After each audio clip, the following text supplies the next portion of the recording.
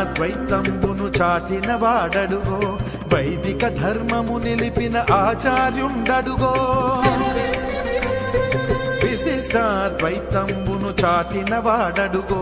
వైదిక ధర్మము నిలిపిన ఆచార్యుండడుగో గోపురాణ తిరుమంత్రము చాటిన వాడడుగో మోక్షానికి మార్గమైన రామానుజులరుగో గోపురాణ తిరుమంత్రము చాటిన వాడ